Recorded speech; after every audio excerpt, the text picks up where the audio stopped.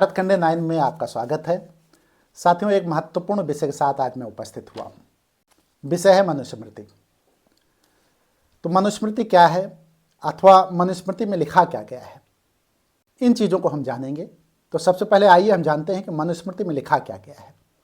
यहाँ एक बात मैं कह दूँ और इसके पहले शुरुआत करने से पहले मैं बता दूँ कि क्या मनुस्मृति ब्राह्मणों के वर्चस्व को बनाए रखने की एक किताब है और ब्राह्मणों ने क्या मनुस्मृति को जानबूझ करके रचा जिससे उनका एक पूरे समाज पर कब्जा रहे, गुलाम बनाए रखें, दास बनाए रखें। मतलब एक षड्यंत्र के तहत मनुस्मृति के द्वारा एक विशेष समुदाय या बड़े समुदाय को अपने बस में रखने के लिए मनुस्मृति की रचना की गई, ऐसा लोगों का कहना है। कुछ लोग ऐसे भी हैं जो कहते हैं नहीं, मनुस्मृति जो है सबसे पुरानी पुस्तक है और इतनी पुरानी पुस्तक है कि वो हमें नियम कानून बताती है कि कैसे रहना चाहिए, कैसे खाना चाहिए, पीना चाहिए, यहाँ तक कि राजा राज्य कैसे करे, या फिर जो है तमाम ऐसी चीज़ें बताई गई हैं जिसमें मनुस्मृति की उपलब्धता या उपस्थिति अनिवार्य है और पूरे विश्व में मनुस्मृति मानी जाती थी, ऐसा कुछ लोगों का कहना है। तो सही क्या है और उसमें लिखा क्या गया है, आइए इस पर चर्चा करते हैं। देखिए, मनुस्मृति में 2, 4, 6, 10 पॉइंट मैं पहले शुरू में लेता हूँ। जैसे 4 वर्णों की बात की गई है। एक वर्ण ब्राह्मण का है, एक क्षत्रिय का है, वैश्य का, शूद्र का। तो क्षत्रिय वर्ण और ब्राह्मण वर्ण जो है ये और वैश्य वर्ण ये अपर तबका माना गया है। इसी को आज की भाषा में जाति कहा गया है कि ये जाति है। और जो शूद्र वर्ण है उसको निम्न तबका माना गया है, निचला स्थान दिया गया है, पायदान वाला स्थान दिया गया है। तो इसी चीज का विरोध भी जो है शूद्र वर्ग के लोग करते हैं। शूद्र वर्ग का अर्थ है जो निचले तबके के लोग हैं, जो SC BC की बात आती है जब, तो आज के समाज में तो उसका विरोध वो करते हैं। बाबा भीमराव अम्बेडकर ने भी, मतलब बाबा साहब ने भी इसका जो है विरोध किया था और मनुस्मृति को जलाने का काम किया था। खैर, उस विषय को अभी मैं नहीं छूंगा, लेकिन यहाँ पर मैं संदर्भ लूंगा कि 4 वर्ण क्या है। तो ब्राह्मण वर्ण की जब बात आती है तो ब्राह्मण को माना गया है कि ब्रह्मा के अंश हैं और ब्रह्मा के प्रतिनिधि भी हैं, मतलब भगवान के प्रतिनिधि हैं। मतलब ब्राह्मण जो कहे वो सही, और जो भी कह दे वो चाहे अच्छा कहे, चाहे सही कहे, चाहे गलत कहे, उसकी बातों को कोई भी वर्ण, चाहे वो शूद्र वर्ण हो, चाहे वैश्य वर्ण हो, चाहे क्षत्रिय वर्ण हो, वो काट नहीं सकता है।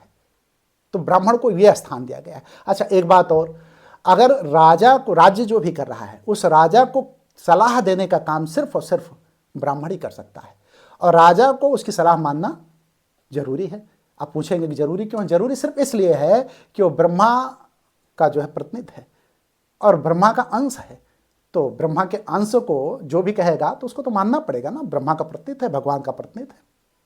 तो ये महत्वपूर्ण बात है। धर्म, कर्मकांड, नीति निर्धारण का भी, कोई भी नीति निर्णय का अधिकार जो है ब्राह्मणों के पास है। और सबसे मजे की बात यह है कि जो दान देने वाली बात है, दक्षिणा जिसको कहा गया है, उसके लिए भी ब्राह्मणों ने कहा, मतलब इस दर्शन में कहा गया, जिसको हम मनुस्मृति कह सकते हैं, मनुस्मृति में कहा गया कि ब्राह्मण को दान देना, दक्षिणा देना ये आवश्यक है। शूद्र, वैश्य, क्षत्रिय ये ब्राह्मण को दक्षिणा दे, और अगर कोई शूद्र ब्राह्मण को दक्षिणा नहीं देता है तो नरक में जाएगा, और नरक में ही नहीं जाएगा, घोर नरक में जाएगा। तो उस घोर नरक से बचने का एक ही तरीका है कि ब्राह्मण को दक्षिणा दे, और यदि वो दक्षिणा देता है कोई शूद्र ब्राह्मण को तो वो स्वर्ग में स्थान पाएगा, उच्च स्थान पाएगा। तो स्वर्ग की प्राप्ति की कामना की लालसा यहाँ पे दिखाई गई है कि आप इस लालसा में ब्राह्मण को दक्षिणा दो कि आपको स्वर्ग मिलेगा। तो नरक का भय दिखाया गया है। अब अगर इस मनुस्मृति में नरक का भय दिखाया गया है तो कुछ लोगों का यह कहना है कि इसी भय को दिखा करके एक विशेष समुदाय को बांधने का काम किया गया है और गुलाम बनाने का काम किया गया है। यह तर्क जो है एक विशेष समुदाय देता है और कुछ बुद्धिजीवी भी इस बात से सहमत होते हैं। वो इस बात को मानते हैं कि यह एक समुदाय को बांधने का काम करने का काम किया गया है। अब देखिए, क्षत्रिय की बात जब आती है तो क्षत्रिय को राज्य को चलाने का अधिकार दिया गया है और टैक्स वसूलने का काम दिया गया है, लोगों की रक्षा करने का काम दिया गया है।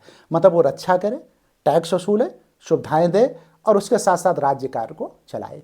लेकिन राज्य कार्य को चलाते समय ब्राह्मण जो कहेगा उसको मानना पड़ेगा। तो वो भी बंधन में आ गया, क्षत्रिय भी बंधन में आ गया, किसके? ब्राह्मण के। अब तीसरे पायदान पे आप आ जाइए।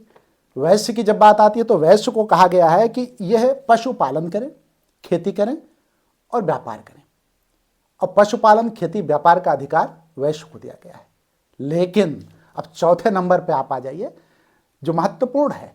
इस महत्वपूर्ण, देखिए महत्वपूर्ण शूद्र के बारे में कहूंगा कि शूद्र के लिए कहा गया है कि वो तीनों वर्णों की सेवा करे, मतलब वो क्षत्रिय की सेवा करे, वैश्य की सेवा करे, ब्राह्मण की सेवा करे, मतलब अपने से ऊंचे तीनों वर्णों की सेवा करे। अब आप एक चीज बताइए, और अधिकार के नाम पर कुछ नहीं दिया गया है, मतलब उसको कोई भी अधिकार नहीं है, और तीनों वर्णों की सेवा करे। और अगर तीनों वर्णों की वो सेवा नहीं कर रहा तो फिर यहां पे दिक्कत आ रही। मनुस्मृति कहती है कि उसको नर्क जाना पड़ेगा, अपने कर्तव्यों का निर्धारण वो नहीं कर रहा है, तो उसका कर्तव्य क्या बताया गया है कि तीनों वर्णों की वो सेवा करे। अब तीनों वर्णों की सेवा करने के बाद यदि नहीं कर रहा है तो वो नर्क जाएगा, यदि तीनों वर्णों की सेवा वो अच्छे से कर रहा है तो वो स्वर्ग जाएगा। यहां भी लालसा दी गई है, उसके मन में लालसा जगाई गई कि भाई स्वर्ग अगर पाना चाहते हो, स्वर्ग लेना चाहते हो तो तीनों वर्णों की सेवा करो, ब्राह्मणों की सेवा करो, क्षत्रियों की सेवा करो, वैश्यों की, और विशेष करके ब्राह्मणों की सेवा करो, क्योंकि ब्राह्मण सबसे उच्च वर्ग है। तो उस उच्च वर्ग को की सेवा करने से ही तुम्हें पुण्य प्राप्त होगा और पुण्य लाभ प्राप्त होगा, उस पुण्य लाभ के बल पर तुम स्वर्ग जाओगे। शूद्रों के लिए ऐसा कहा गया है। एक जहां संदर्भ लिया गया है वो संदर्भ ये है कि ब्राह्मण, देखिए कितनी गजब की बात कही गई है कि देखिए 4 वर्ण हुए और चारों वर्णों में बताया गया कि ब्राह्मण का पुत्र अगर पैदा होगा तो ब्राह्मण का पुत्र जब पैदा होगा तो उसका नामांकरण कैसे किया जाएगा, इस पर ध्यान दीजिएगा। यदि ब्राह्मण का पुत्र पैदा हो रहा है तो उसका नामकरण मांगलिक अर्थों में लिया जाएगा, मतलब उसका जो नाम दिया जाएगा वो मांगलिक होना चाहिए। और क्षत्रिय का जो है, अगर क्षत्रिय है और क्षत्रिय का पुत्र पैदा हो रहा है, मतलब उसके वंश में, उसके कुल में अगर कोई पुत्र पैदा हो रहा है तो उसका नाम जो है वो बलशाली नाम होगा, जो ऐसा नाम जो होगा वो बलयुक्त हो। तो बलयुक्त नाम का प्रयोग किया जाएगा, अर्थ स्पष्ट हो रहा है ना। तो बलयुक्त नाम का जब प्रयोग किया जाएगा तो वैश्यों के लिए क्या कहा गया है, वैश्यों के लिए कहा गया है कि ऐसे नाम रखे जाएं जो पुत्र पैदा हो, वो नाम हो जो समृद्ध सूचक हो।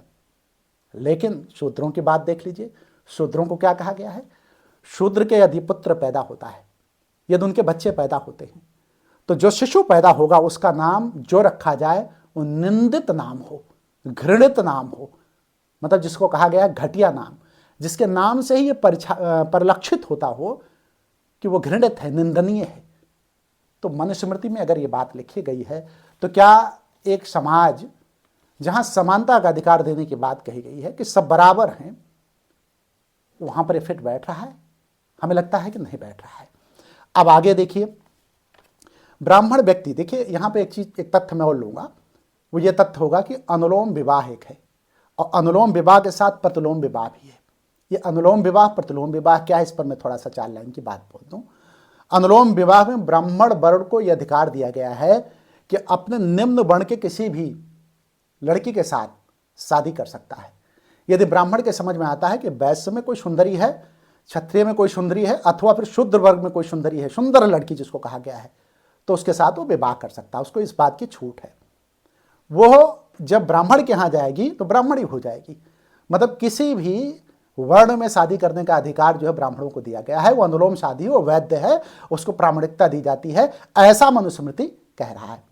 लेकिन उसी जगह पे प्रतिलोम शादी में क्या है, यदि कोई शूद्र है वो ऊपर की तरफ जाता है, ऊपर की तरफ मतलब ये हो गया कि अपने से ऊपर के वर्ण में जाता है, क्षत्रिय वर्ण में, वैश्य वर्ण में, अथवा फिर ब्राह्मण वर्ण में, तो वह शादी जो है प्रतिबंधित है, वो प्रतिलोम शादी में आएगी। और वह शादी प्रतिलोम प्रतिबंधित के साथ साथ पाप भी है। यदि आप वो शादी कर रहे हैं तो पाप कर रहे हैं, और उस पाप से बचने का एक ही तरीका है कि इस प्रतिबंधित शादी को ना किया जाए। और यदि आप भूल चूक से शादी कर ले रहे हैं तो आप नर्कगामी होंगे, मतलब नर्क आपको जाना पड़ेगा और स्वर्ग के दरवाजे आपके लिए बंद हो जाएंगे। यहाँ भी देखिए डर पैदा किया गया, भय पैदा किया गया कि नर्क और स्वर्ग का यहाँ पे भी भय पैदा किया गया, और उस भय के कारण व्यक्ति जो है अपने से ऊपर के वर्ण में शादी ना करे। और आपको क्या अधिकार दिया गया ब्राह्मणों को कि आप नीचे के सभी वर्णों में शादी कर सकते हैं, मतलब आप सुरक्षित हैं, इसलिए सुरक्षित हैं, ब्रह्मा के पुत्र हैं। पुत्र का अर्थ हुआ ब्रह्मा के अंश हैं। आप सुरक्षित हैं इसलिए कि ब्रह्मा जी के आप जो है देवदूत, कहने का मतलब है आप जो है उनके प्रतिनिधि हैं।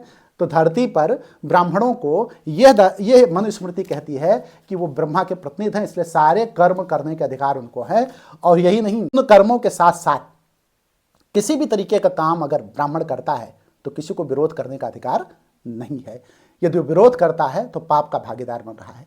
तो ब्राह्मण के हाँ में हाँ मिलाना और ब्राह्मण के द्वारा जो भी बात कही जाए उसको स्वीकार करना, यह धर्म बनता है। उस धर्म का अनुपालन करना हर वर्ण को जो है बाध्य है। वो वर्ण जो है चाहे जिस कोई वर्ण क्यों ना हो वो उसका अनुपालन करे, और यदि अनुपालन नहीं कर रहा है तो नर्कगामी होने के लिए तैयार है, नर्क जाने के लिए तैयार है, और नर्क उसको जाना पड़ेगा। तो इस तरीके की बातें जो है मनुस्मृति में कही गई हैं। अब देखिए, जो सबसे बड़ी बात यह है कि अब जैसे एक उदाहरण मैं दूंगा, बहुत सामान्य सी बात है। विवाह के लिए जो है मनुस्मृति में कहा गया है कि पुरुष की उम्र 25 साल हो और जो लड़की है उसकी उम्र 12 साल हो। क्या अंतर ज़्यादा नहीं है भाई? अब तो हमारे यहाँ 19 और 21 का शायद है, ऐसा माना जाता है कि 19 साल और 21 साल, लेकिन यदि कोई पुरुष है वो 25 साल का है और कोई कन्या है वो 12 साल की है। अरे भाई, आज के संदर्भ में अगर लिया जाएगा तो 12 साल की बच्ची को, बेटी को लोग जो है, यदि वो अपने यहाँ घर की दुलरुआ है ना, तो उसको अपने गोदी में खिलाते हैं बच्चे की तरह। 12 साल की उम्र कोई उम्र होती है? तो अगर आज की तारीख में, खैर आज तो कानून बन गया है, शादी करना हो तो बाल विवाह प्रथा समाप्त हो गई है, लेकिन यदि 12 साल का कोई बच्ची है और 25 साल का कोई पुरुष है तो मनुस्मृति उसकी शादी विवाह की इजाजत देता है। तो कहां तक सही है ये? तो इस तरीके की कुछ बातें ऐसी भी हैं जिसको स्वीकार करना, हमें लगता है मनुस्मृति की सारी बातें स्वीकार करना अच्छा तो नहीं है। और इसको तमाम लोगों ने अपने तरीके से कहा भी है कि मनुस्मृति की ये सारी बातें स्वीकार करने योग्य नहीं है। जो है देखिए, किसी भी स्थिति में ब्राह्मणों का सम्मान बनाए रखना, क्या यही मनुस्मृति की चाल थी? क्या यही मनुस्मृति का षड्यंत्र था? और क्या यही मनुस्मृति चाहती थी? यदि ऐसा नहीं है तो अच्छी बात है, लेकिन हमें लगता है कि ये बातें जो है, अब स्त्रियों के बारे में भी 2 लाइन की बात मैं कर लूँ तो ज़्यादा बेहतर रहेगा कि मनुस्मृति स्त्रियों के बारे में क्या कहती है। अभी लड़की शादी के बारे में चूंकि मैंने चर्चा किया तो स्त्रियों के बारे में भी चर्चा हो जानी चाहिए। इसमें कहा गया है शूद्रति शूद्र, शूद्रति शूद्र, मतलब उसका दर्जा जो है शूद्र से भी नीचे है। अभी थोड़ी देर पहले मैंने बताया कि शूद्र की ही स्थिति ऐसी दयनीय है। अब आप जरा सोचिए कि जब शूद्र की स्थिति ऐसी दयनीय है तो शूद्र अति शूद्र, मतलब उसको शूद्र से भी पतित गिरा हुआ बताया गया है। स्त्रियों की दुर्दशा देखिए मनुस्मृति में क्या है। उसको दुर्दशा मैं इसलिए कह रहा हूं कि दुर्दशा ही मुझे नजर आती है, इसलिए मैं कह रहा हूं। मतलब जो है शूद्र से भी बदतर स्थिति उसकी रहेगी, कोई अधिकार उसको नहीं दिया जाएगा, स्त्रियों का कोई अधिकार नहीं है। पहले कोई भी लड़की जब घर में पैदा होगी तो पिता के आधिपत्य में रहेगी, पिता उसका देख रेख करेगा और पिता जो कहेगा, उठना बैठना, खाना पीना, जाना आना, किस तरह का वस्त्र पहने, कैसे रहे कैसे ना रहे, ये सब पिता की देख रेख में। जब उसकी शादी कर दी जाएगी तो पति की देख रेख में, पति जो चाहेगा उसी हिसाब से स्त्री को रहना पड़ेगा। लेकिन यदि पति की मृत्यु हो जाती है तो पुत्र के संरक्षण में रहेगी, मतलब पिता, पति और पुत्र, मतलब स्त्री पूरे जीवन दास्ता, गुलामी की जंजीरों में बंधी रहेगी, ये बताया गया है मनुस्मृति में। और पति का देखिए, फिर से मैं बता दूं, जब पुत्री जाएगी पति के यहाँ, पिता के संरक्षण से पति के संरक्षण में जाएगी, तो उसके शरीर पर और उसके पूरे जीवन पर पति का अधिकार होगा और पति को ही परमात्मा मानना पड़ेगा, परमेश्वर मानना पड़ेगा और उसी पति की सेवा करनी पड़ेगी और सेवा करना ही उसका धर्म होगा। यदि पत्नी सेवा नहीं कर रही तो नरकगामी होगी, और नरक से अगर बचना है, स्वर्ग को जाना है, तो फिर पति की सेवा करना पड़ेगा और पूरे जीवन ये कार्य करते रहना पड़ेगा। और अधिकार के नाम पर उसको अधिकार नहीं दिया गया है। देखिए, ये 5वें अध्याय के 138वें श्लोक में वर्णित है मनुस्मृति के। क्योंकि कभी कभी बीच में संदर्भ भी दे देना चाहिए, नहीं तो लोग कहते हैं कि बोलते चले जा रहे हैं, संदर्भ नहीं दे रहे हैं। तो 148 श्लोक में स्त्रियों के बारे में ये बात कही गई है, चर्चा की गई है, इसको आप देख सकते हैं मनुस्मृति के 5वें अध्याय में। देखिए, शूद्र और स्त्री को दोनों की बड़ी दुर्दशा है मनुस्मृति में। शूद्र को पढ़ने का अधिकार नहीं है, पठन पाठन का अधिकार नहीं है, और स्त्री को भी पठन पाठन का अधिकार नहीं है। दोनों को मरहूम कर दिया गया और इनके सामने वेद पाठ करना भी उचित नहीं है, धर्म ग्रंथों का वाचन करना भी उचित नहीं है। अगर धर्म ग्रंथ का वाचन पठन पाठन हो रहा है इनके सामने तो पाप है, आप नरकगामी होंगे। तो यहाँ पर हर बार भय कहाँ का दिखाया जा रहा है? नरक का। जीते जी आप नरक बना रहे हो और जीते जी नरक बना करके आप जो है डर दिखा रहे हो मरने के बाद का, कि मरने के बाद में तुम नरक जाओगे। अरे जीवन में जब हम जी रहे हैं तब तो थोड़ा सा नरक के बजाय स्वर्ग बना दो तो ज़्यादा अच्छा है। यहाँ पर देखिए, जो नारी है ना, मतलब स्त्री है जो है, और स्त्री के साथ साथ जो है शूद्र को, दोनों की बदतर स्थिति पैदा कर दी गई है मनुस्मृति में। और बदतर स्थिति ही नहीं पैदा की गई है, मतलब गुलाम तो बहुत अच्छी चीज़ है, चलिए गुलाम बन के रहना, गुलाम से भी नीचे जानवर बना दिया गया है। मतलब जिसको खूंटे में बांध दिया जाए, गले में पट्टा लगा के खूंटे में बांध दिया जाए कि आपको इस खूंटे में बांध दिया गया, इससे आपको निकलना नहीं है। स्त्री हो या शूद्र हो, दोनों उसी खूंटे में चारों तरफ घूमते रहें। जितनी लंबी रस्सी है उतना उनका दायरा हो जाएगा, उसके बाहर तुम्हें जाना नहीं है। पुरुष के अधिकार में हो तुम, पति के अधिकार में या पुत्र के अधिकार में, या फिर जो है पिता के अधिकार में। इन तीनों अधिकारों में आपको रहना पड़ेगा। देखिए यहाँ फिर मैं एक बात बता दूँ, ये तो पॉइंट ऐसे हैं जो कि मनुस्मृति के जो तमाम चीज़ें हैं जिसमें मनुस्मृति के बारे में बताया गया है कि नेगेटिव पॉइंट क्या, लेकिन कहना ये है, देखिए हमारा अपना मानना है कि सभी जातियाँ जो है वो महान हैं। कोई जाति ना छोटी होती है ना बड़ी होती है। ये 4 वर्ण की जब बात की गई है तो चारों वर्णों की बात जब आती है, जाति की बात लीजिए तो सब जातियाँ महान हैं।